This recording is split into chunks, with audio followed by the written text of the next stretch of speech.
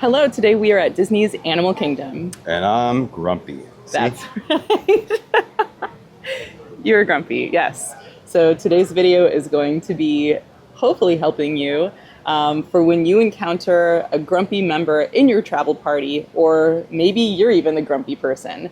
After all the planning, all of the scrimping and saving, you're finally in Disney World and somebody's just not feeling it. Hopefully that doesn't happen to you, but it definitely is a possibility because of many, many factors, and we will get into that today. What have we got here?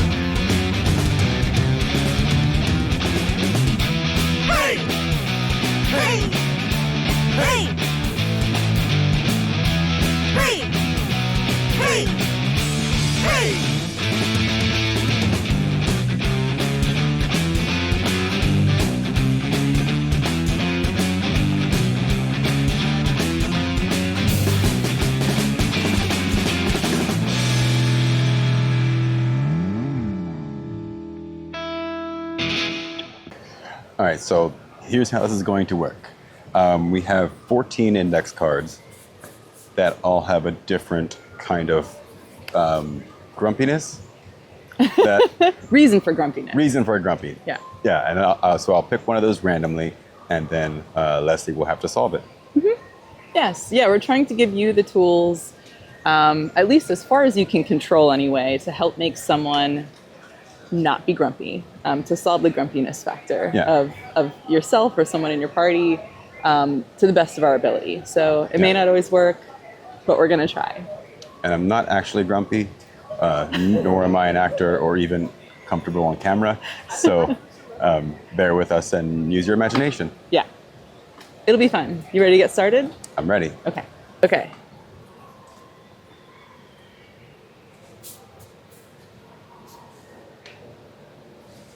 I'm tired already. This is very realistic. I didn't sleep well last night. I'm tired. This is gonna be a long day. Okay. Okay.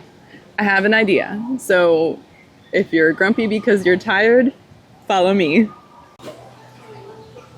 Okay. So we are headed to the Asia land within Animal Kingdom, to the Anandapur Theater, which is where they have Feathered Friends in Flight. That is a live free-flying bird show hosted by animal behaviorists.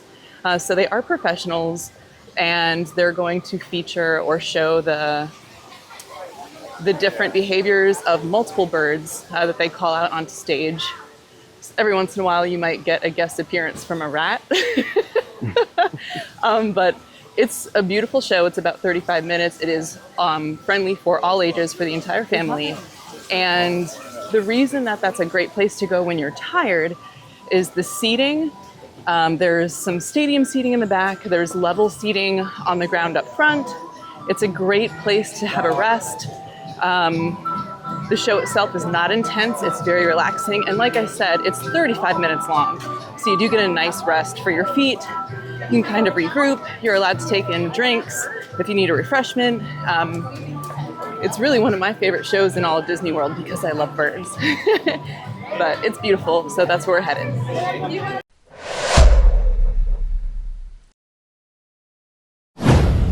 I'm not tired anymore. Yay! Wasn't that the best show? It was. Love the macaws. I just think they're gorgeous. They are. Yes. Okay. So, you're not tired anymore. No, but still grumpy. Still grumpy. Okay. Okay. That's okay. Let's see what we can do about that. Are you ready for a new form of grumpiness? I am. Yes. Okay.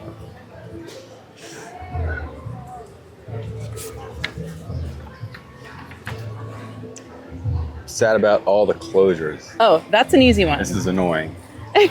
Everything's closed. That's an easy one. So closures, I don't actually have to take you anywhere about that regarding closures.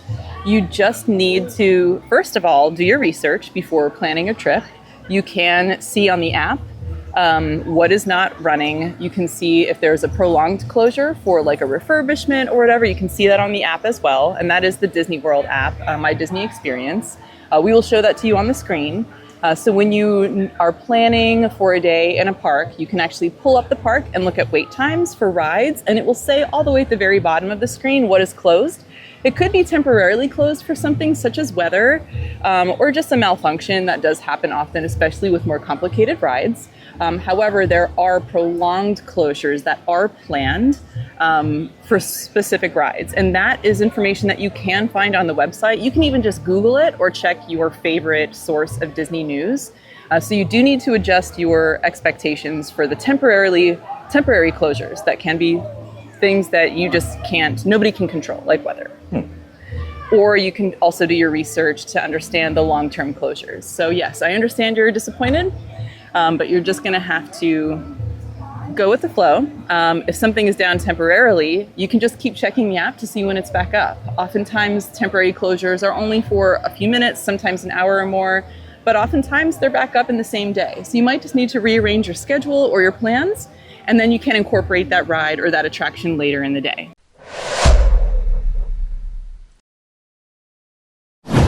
Okay. Learning about what I could have done better made me not grumpy. Absolutely, that's how it works. About that one thing. But I'm still grumpy about something else. Okay. Let's see what it is. Ridiculous. Okay, go for it. I am mad about... These lines are too long. Okay, that's a very common one. Everywhere I go, there's a long line, too many people, don't want to wait. I understand. That's a very common one. Getting grumpy about long lines happens to the best of us. There are a couple things that you can do. If you don't mind paying money for something like the multi-pass, which can help you skip the long lines, the standby lines for different attractions, you can certainly do that. But that does add up. That's going to be an added expense per person in your party. We have never done multi-pass. We pretty much do everything on standby lanes. Yeah. You can also pay per ride. You can purchase a lightning lane per ride for specific rides in each park, but we also don't do that. We like to save money whenever possible, so you can have that option and skip some long lines by spending extra money. You can also rope drop the park, get here extra early, and rush to your favorite line, and it won't be as long at that point in the day. You can try to time things with the ebb and the flow of the different crowds throughout the day. And there is an art to that. You can kind of learn by looking at the app and seeing when the lines are long or the wait times are long at specific rides. However, there's also a thing that we like to do, and that's just pay attention and learn to appreciate some of the attractions that have shorter wait times. Instead of wasting that time waiting in a long line for a specific attraction, just kind of go with the flow, check the app, take a look at what a shorter wait time attraction is, and go there. Spend your time there enjoying that instead. So that is exactly what we're going to do. Are you ready to go? Yeah, see how this works. Okay. Okay, so because Don is grumpy about lines that are too long at different attractions, we are now going to go to a show or an attraction that is notoriously a very short wait time, and it constantly runs. So it is called It's Tough to Be a Bug. It is a 3D movie experience, and it is located on Discovery Island. It is actually located in a theater that is inside the base of the Tree of Life, the giant iconic tree that is the center and basically part of the logo for the animal kingdom. So we're heading there now. It is an 8 to 9 minute long show. It is pretty family friendly, but it is dark. And as the app says, it is also scary and loud. So you do have to wear your 3D glasses. It is educational and fun. I really like it. Unfortunately, it is going to be going away within the next 5 years. I think actually next winter of 2025, a new show is scheduled to open in the same theater that will be replacing It's Tough to Be a Bug. The new show is going to be themed to the Zootopia films. So I'm sure it's going to be great. But if you have the opportunity to get to see It's Tough to Be a Bug before that time, I would highly recommend it because it is a really special show.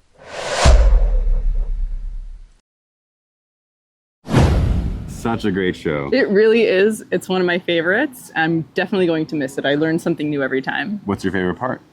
I like when they announce that the bugs are leaving before the humans, and I won't give anything away, but you can definitely tell. Yeah. That's really fun and really cute. I like that the line was short because I was grumpy about the lines. Yeah, speaking of being grumpy, how are you feeling now? I don't know. I'll find out in a second, though. Boy. I feel sick. Oh, no! Oh, boy. Now, this does happen. It's definitely not your fault. It's not a choice. And it happens a lot. So don't worry. In every single Walt Disney World park, there is a first aid station. So depending on how sick you feel and in what way, obviously you are free to leave, go back to your home, go back to your hotel room. Okay. But you can also head to the first aid station and they will do their best to help you. And they have limits to what they can administer, but they're extremely helpful. I've been with multiple people over time who've needed to go to the first aid station for different things, and they have been lifesavers. They're well-trained, they're staffed by professionals. Okay, so the first aid station that's located within Disney's Animal Kingdom is also located on Discovery Island. It's actually, if you head towards Africa from Discovery Island, you will see it on your left. It's located behind and to the side of Creature Comforts, which is the Animal Kingdom's version of Starbucks. But it's legitimately Starbucks. I shouldn't just say it's a version of it, but right after you pass Creature Comforts, before you get to the Disney Vacation Club stand, if you take a left back in there, you will find the first aid station.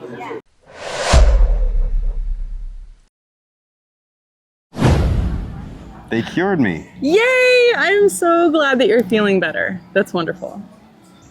Yay! But I'm still grumpy. Still grumpy. Okay, we can work on that. What's making you grumpy?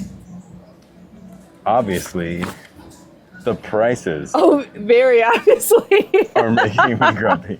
Yeah, I hear you. That's a tough one. So when you say the prices, you actually mean the prices of souvenirs in this park, of the things that you want to take home with you after your vacation or after your day.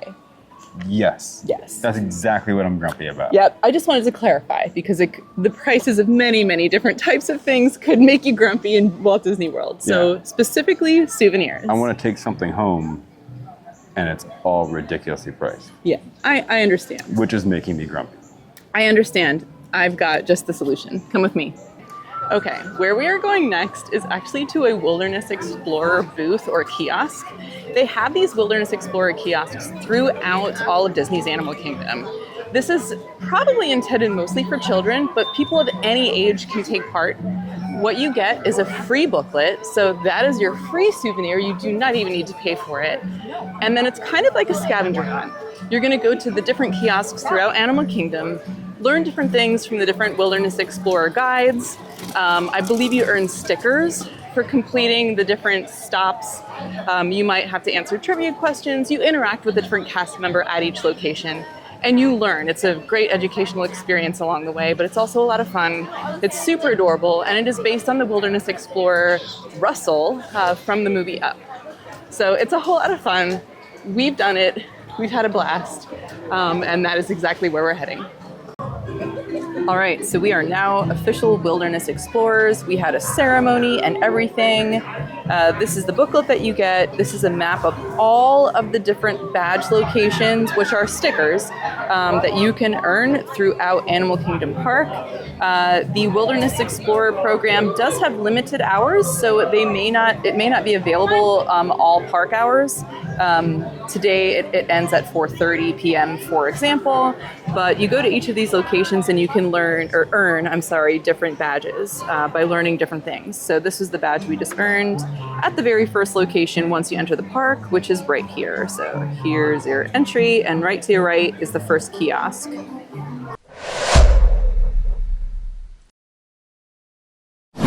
Okay. Well, that was cool. That's free. Yeah? Happy to do that. Yeah, so you have your souvenir now. I do. I have my souvenir, but I'm not happy about something else. Do you want to help me figure out what that is? Yes. Please choose. I can't put my finger on it. Yes, you can, actually.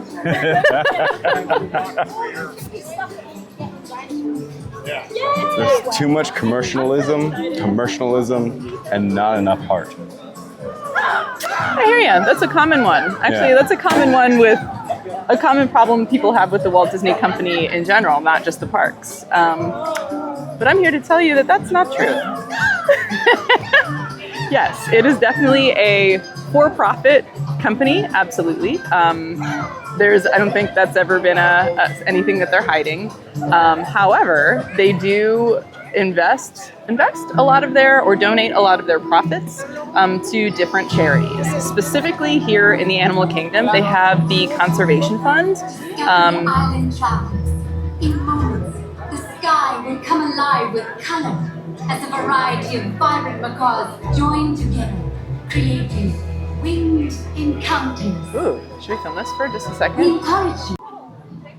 Sorry, we were just happily interrupted by a live animal show just done right here on Discovery Island called Winged Encounters. That was awesome. They had a whole bunch of macaws fly up and fly overhead. We'll put the footage in here.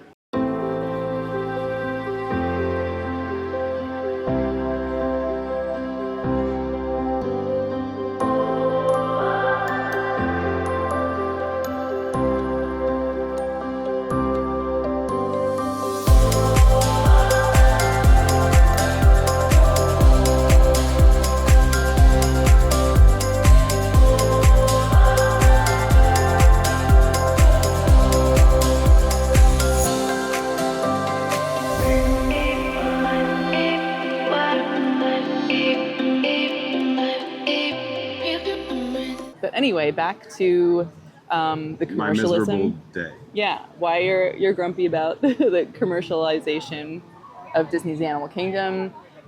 Disney's Conservation Fund is huge. They fund a lot of very helpful. They donate to a lot of different organizations, but also if you look at impact.disney.com, we'll put some footage of that website in here as well. It actually goes into detail to describe all the different things that Disney supports and does with their money.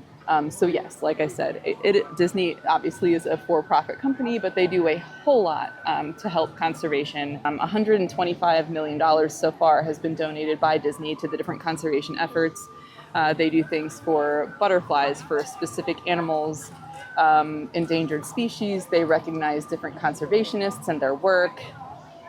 They help with regenerating failing ecosystems. They do a lot. They do a lot of work on the ground and monetarily as well.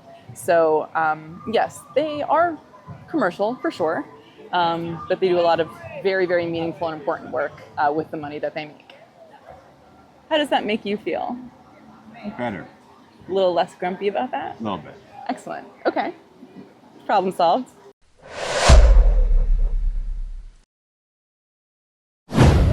Still grumpy. I figured you'd Still still be grumpy. So let's find out how we can help you next. I'm bored. You're bored. This is boring. I'm bored. Yeah. Boring. I'm gonna have to disagree. Boring. No. I'll show you what I mean. Let's go. Okay. Because Don is bored, we're going to spice things up a little bit, and we're going to head to Expedition Everest. That is the main and most intense roller coaster here in Disney's Animal Kingdom. It was built back in 2006, and the theme is based on the Yeti protecting the Forbidden Mountain, which is located next to actual Mount Everest. So this roller coaster is found in the Asia land within Disney's Animal Kingdom, and there's a height requirement of 44 inches. It does go 50 miles per hour. There are some big drops. It's a pretty intense roller coaster, and it is definitely one of my favorite rides in all of Walt Disney World. This is something that would appeal to anyone that's up for a thrill, specifically if they're grumpy because they're bored.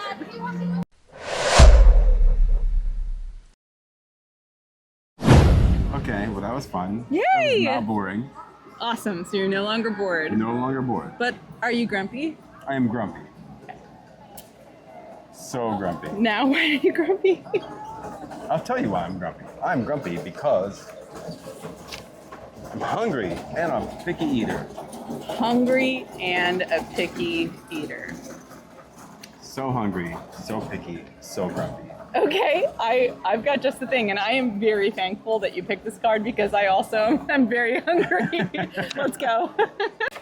All right, for the hungry picky eater, we are heading to Restaurantosaurus.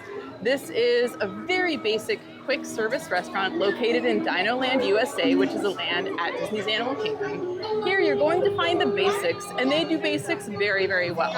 There will be things like burgers, chicken tenders, things like that.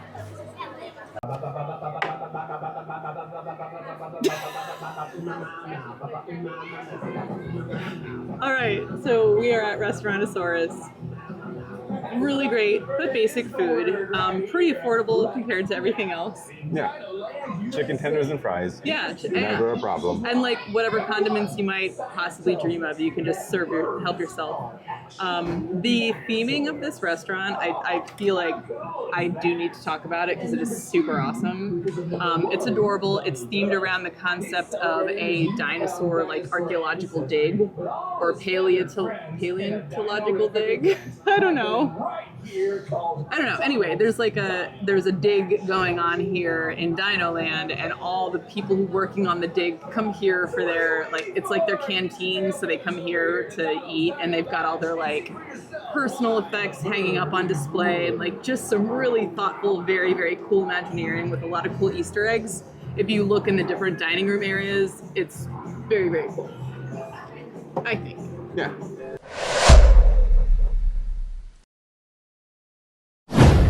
So now I'm not You're not hungry? hungry or picky. Yeah. I'm still grumpy. Why are you grumpy? I'm grumpy because it's too crowded.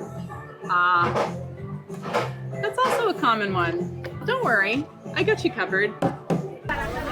Okay, because Don is feeling a little too grumpy because of how crowded it is, we're actually going to head over to the Discovery Island Trails.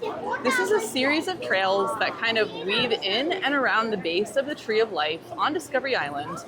It's really, really beautiful there. There's a lot of vegetation, plant life, beautiful scenery, great shots of the Tree of Life. You can actually get some really nice up-close experiences, and you can actually touch the different sculptures of animals that are carved into the base of the Tree of Life, in addition to seeing all kinds of different animals. So there's different animal exhibits as well, placed throughout these trails, flamingos, otters, vultures, all kinds of really cool wildlife. And it's usually not crowded at all because it's not really on the way to anything very popular. And it's not, part of a queue for any attraction that has a specific time, like a wait time. It's usually pretty sparse. Like you can spend a lot of time there. It's very quiet. You have a lot of space. You can go at your own pace and really just enjoy the scenery.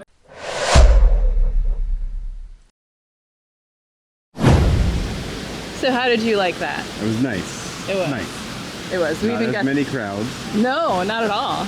Not at all. Nice and quiet. It was Aside quiet. from the waterfall. Yeah, but the waterfall is peaceful too. It is.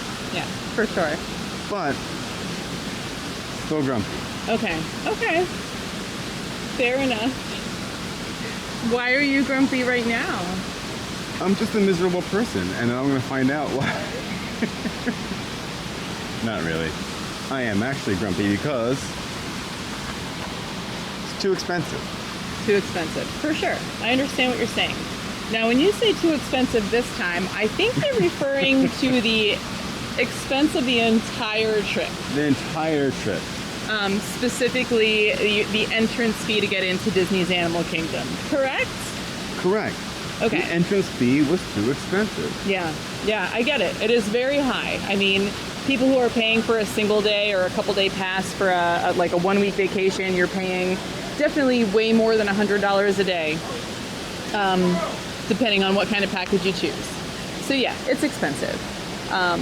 However, I do have to say, the value of what you experience, specifically in this park, is incredibly high for the price that you pay to come in. Why is that? Well, let me elaborate. First of all, it's a beautiful theme park.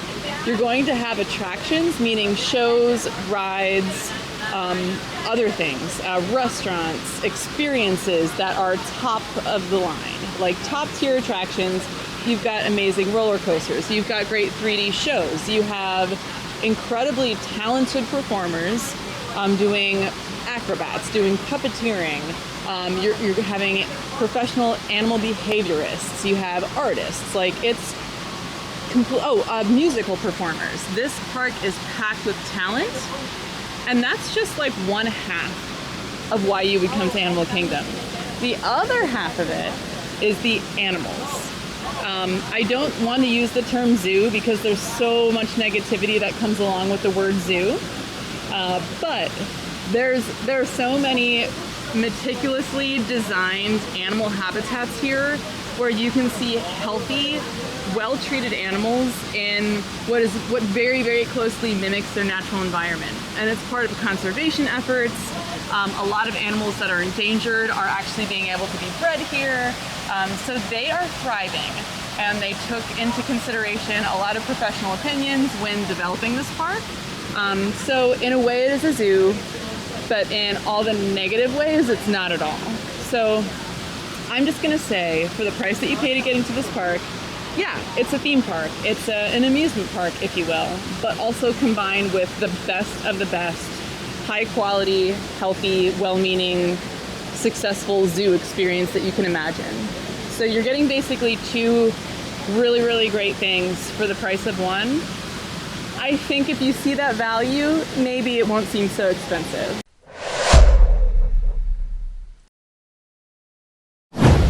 I do. I'm not grumpy about that anymore. Yay! But now I'm grumpy about something else. Which would be? Obviously, that it's hot, which it actually is. It is very hot. I don't even have to do acting for this. It's just hot. Yeah, it's very, very true. So for this, I've got two ideas. We're gonna film the outside of both, and then I will let you choose which solution you want the most. Let's go. Okay, one of the two options I would recommend if you're feeling really hot and you need some time to cool off would be watching the show called Finding Nemo, The Big Blue and Beyond. This theater is located within the Asia land in Disney's Animal Kingdom, and it does incorporate all sorts of live theater, including the use of really elaborate and beautiful puppets. So if you are a fan of puppetry like we are, I think you're really gonna like this retelling of the story of Finding Nemo. This show is family friendly and it lasts about 25 minutes. So you do have a pretty decent time to cool down. All right, the second option for escaping the heat for a pretty decent period of time would be Festival of the Lion King, which is another live theatrical performance, but located in the inland of Africa within the Disney's Animal Kingdom. This show is pretty, I would say arguably known as the best live show in all of Disney World. It incorporates puppetry, pageantry, also acrobatics. It's really high energy. It includes a lot of the original songs from Disney's Lion King film, and it's a whole lot of fun. There's audience participation. It's just a beautiful, I would say, emotional experience. I would definitely recommend going to Festival of the Lion King before Finding Nemo if you have a little bit older crowd. Finding Nemo is more child-friendly, whereas Festival of the Lion King really appeals to all ages.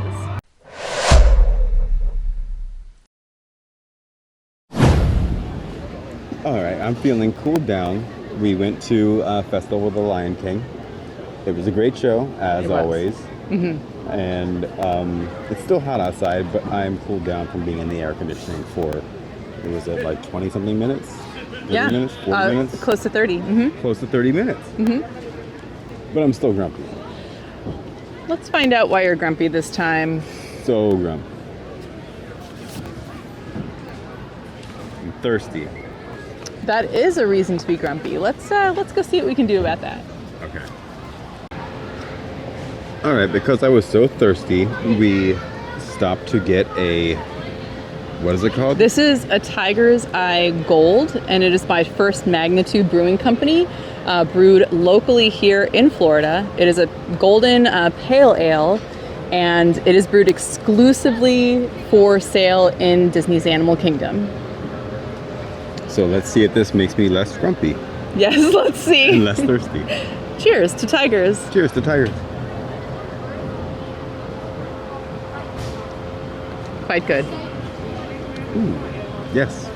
Yeah, very good. Is. So now that we have our drinks, we're going to walk through the Maharaja Jungle Trek, right? Yes, we are. This is the time to talk about that? Yeah. I don't know. Yeah, it's just a nice thing to do. You can go at your own pace. You're allowed to take food and beverages on your walk, and really enjoy gorgeous wildlife, including tigers, So which we'll see tigers while we're drinking Tiger's Eye. That also some portion of it goes to help tigers. Yeah, I can't confirm exactly how much, but the proceeds of the sales of this particular brew, this particular beer, does go to help tigers in some way. I just couldn't find exactly what the details were. So, yeah, we'll be helping tigers, toasting to tigers while looking at tigers. It's going to be a great time, a wild time. Me and tigers. That was good beer. It was. You feel better? We helped so many tigers. We did. Also, it actually really was. And it was fun walking through. Even though we didn't see tigers this time around, we saw where tigers live. It's too hot. They were asleep. They told us that they sleep between 16 and 20 hours a day. Sounds and they fantastic. hide when they sleep. Yeah, it does sound good. But that's okay. We saw some other animals, and we had our refreshing tiger drinks, but I'm still grumpy. Wild. After all this, you're still grumpy? I'm still grumpy. There's only one reason I can even think of that you would still be grumpy. There's only one reason I can think of that I'm still grumpy too. It is that I'm hungry again. And I'm bored with the same old food options. This is a theme park.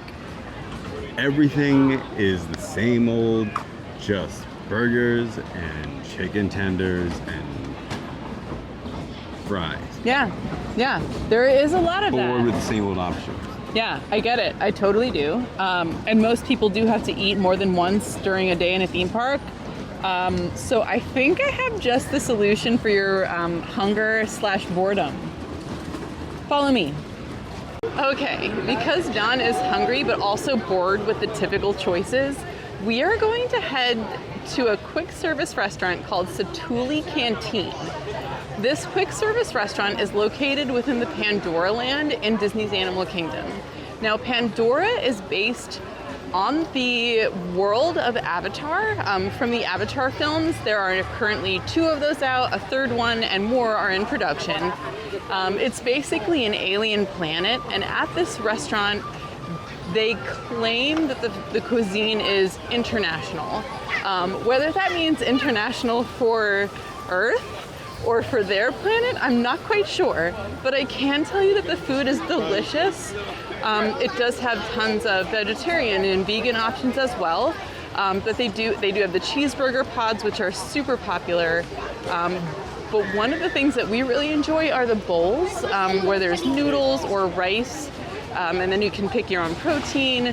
Of course, you can pick tofu, but one of the things that we absolutely love, and one of the things that you will smell when approaching the building, is the wood-fired chicken.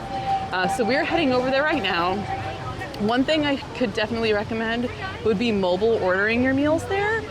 That is possible, and that way you can skip the line. Sometimes it can get quite crowded, and the wait time for your meals can be quite long. So I would definitely recommend mobile ordering. You can sit and eat within the building, which is air conditioned, and it is absolutely beautiful. Or you can sit outside of the building as well. It's very, very highly themed. So if you do watch the Avatar films, if you're a fan, I think you're really gonna appreciate it.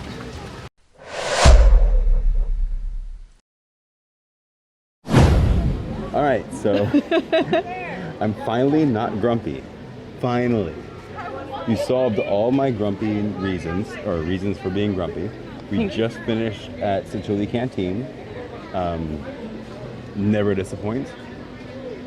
No. And now I'm happy. Now I can enjoy my day. Yay! Finally. Yay. After doing all the things on the list, finally not grumpy. Great, and hopefully this has helped you as well, or at least it has helped you help others as well with the same tips, the same advice. And the craziest thing of all is that's not even the tip of the iceberg, or this is just the tip of the iceberg, I should say. Yeah. There's so many other options to help cure grumpiness. I mean, there really are. Like, there's so many other reasons to be grumpy. There's so many other reasons to not be grumpy. I feel like that's something that we should cover in future videos. You really just need to be creative. And it helps, I think, if you have that personal connection with the other people in your party, you prepare for it, you understand how special this place is, all the planning and Imagineering that has gone into this place, both for how they prepared the parks for you and how you, as a planner or as a family member, have prepared this vacation for others. So Yeah. It does take work. Yes. It takes work to prevent people from being grumpy and Yes. Get rid of grumpiness that's already there. Yeah. So another piece of advice is when trying to tackle other people's grumpiness, try not to become grumpy yourself. Yeah. Unless you also have someone that can talk you back from the grumpy edge. Right. For sure. Sure. It's easy to get caught up in all of it and trying to plan the perfect vacation. For sure. It really is. For sure. But so successfully turned from grumpy to happy. I feel like this was a successful video. Thank you for coming along with us. Yes, thank you. Do all the YouTube things, the liking, subscribing, and Yeah, follow us on Facebook and Instagram. That's all linked down below. Thank our sponsor, which is Wonder Play Creative. That is a shop on Etsy. They sell all kinds of really cool artist-designed merchandise, t-shirts, coloring pages, things like that. That is also linked down below. And check out our Patreon, also down below. Yeah. Probably, maybe. It better be. That is the way to support us if you care to do so. Right. Okay. Then that's it. So and let's enjoy the rest of the day since you're suddenly happy. I'm suddenly happy. We're both happy. Now, after 6 or so hours in the parks, now I can finally be happy and we can actually enjoy our day. Woo! Bye. All right, bye.